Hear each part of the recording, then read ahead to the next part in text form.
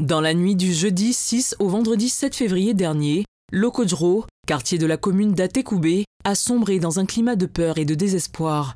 La jeune Déborah Kofi, à peine 18 ans, apprentie couturière aux rêves plein la tête, a frôlé la mort. À 19 h, Mamadouba, son petit ami, l'avait invitée à une rencontre amoureuse. Hélas, ce qui aurait dû être un tendre moment entre deux jeunes âmes s'est mué en un véritable cauchemar.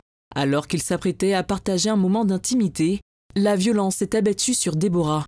Mahamadou, dans un accès de folie, a tenté de lui ôter la vie en voulant l'égorger. On est parti au hôtel. Quand on est arrivé là-bas, lui il est rentré dans la douche. Moi j'étais couché sur le lit là. Parce qu'il est venu, il a vu se déshabiller, il m'a déshabillé. Mais il a fait ce qu'il veut faire. C'est même à plus plus réveillé encore. C'est quand il me rend compte qu'il me réveille là, je vois le sang sur le lit et par terre. Si j'ai commencé, il dit maman pardon, va me tuer. Il a tapé ma bouche. Si j'ai commencé à crier, il a dit si tu veux que te tue là, il faut te coucher. Je vais me dire, il a compris, il veut me piquer avec un couteau là. Et ça, j'ai attrapé le couteau, il a tiré dans ma main. Les cris déchirants de Déborah ont alerté les gérants qui ont défoncé la porte de la chambre d'hôtel. Une vision d'horreur les a frappés.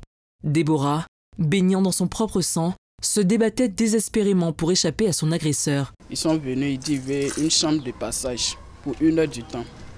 Maintenant, 1 heure du temps après, on attendait les cris dans la chambre. C'est ça, on est venu, on tape la porte, il nous dit qu'il arrive. Il nous dit qu'il arrive. C'est là, nous, comme on continue de crier, on a oublié. On a essayé de forcer la porte, donc on a forcé la porte, on ouvre, ils sont remplis de sang. Donc lui, il voulait venir vers nous. Là, nous, on est venu sécuriser les portes. C'est dans ça, il a sauté le clôture pour s'en aller. C'est tout ce qu'on a vu dedans. C'est là, on a essayé de contacter la police. C'est là, la police est venue faire constat, tout. Déborah porte désormais les stigmates indélébiles de cette nuit d'horreur, à la fois dans sa chair et dans son âme. Frappée en plein cœur, ses parents, dévastés, expérimentent leur angoisse, leur désespoir face à cette agression qui dépasse les limites d'une simple tentative de meurtre. Il y a les filles qui sont venues m'appeler. Elles disent, maman, ils ont tué ton enfant. Il dit, hey, mon enfant est mort. Elle dit, il n'est pas encore mort, il est là. Elle dit, qu'on appelle, hôtel, qu'on appelle, hôtel Brun. Ils sont partis, comme on appelle, PMI. On est arrivé au PMI aussi, on dit, il ne peut pas, qu'il s'en va au CHU. Eh, Dieu, ça me fait quoi? Je n'ai personne. Aidez-moi. On est arrivé là-bas, Dieu merci. On est arrivé, nous.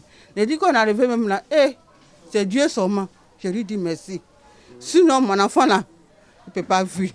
Nous nous sommes rendus au commissariat du 37e d'Atekoubé. Le commissaire Sekon Yeo nous a informé que le présumé coupable avait été appréhendé la veille, vers 23 h, dans le village d'Afienou, par la brigade de gendarmerie de Maféré. L'affaire a été confiée à la police criminelle.